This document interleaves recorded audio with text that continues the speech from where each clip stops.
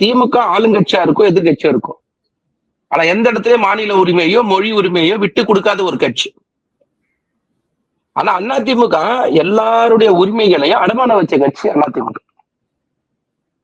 இந்த நாட்டுல CAA, NRC, NPR கொண்டு வர காரணமா இருந்தது அதிமுக. முத்தலாக்கு கொண்டு வர காரணமா இருந்தது அதிமுக. ஆர்டிகல் 370 திரும்ப பெற காரணமா இருந்தது அதிமுக. அக்னிபாத் திட்டத்தை கொண்டு வரதுக்கு காரணமா இருந்தது கட்சி அதிமுக. உதயமின் திட்டத்தை கொண்டு வரதுக்கு காரணம் அதிமுக. உணவு பாதுகாப்பு மசோதா கொண்டு வரதுக்கு காரணம் அதிமுக. இப்படி இந்த மாநிலத்துக்கான உரிமையை மட்டும் இல்லாம ஒட்டுமொத்த இந்தியாவில் இருக்க சிறுபான்மை மக்களுக்கு துரோகமான கட்சி அதிமுக.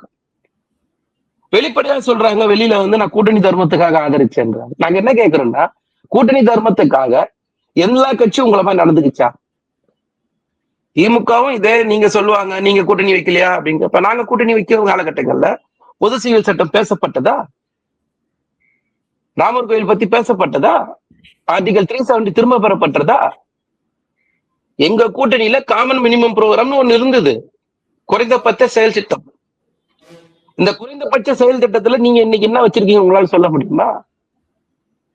அப்போ ஒரு கட்சி யாரோட கூட்டணி வைக்குது, யாரோட நிக்கிறாங்கன்றதுலாம் முக்கியம் இல்லை.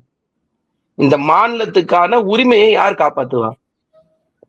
முத்துவேல் கருணாநிதி ஸ்டாலின் மட்டும்தான் காப்பாத்துவாருன்றதுதான் நிதர்சனமான உண்மை.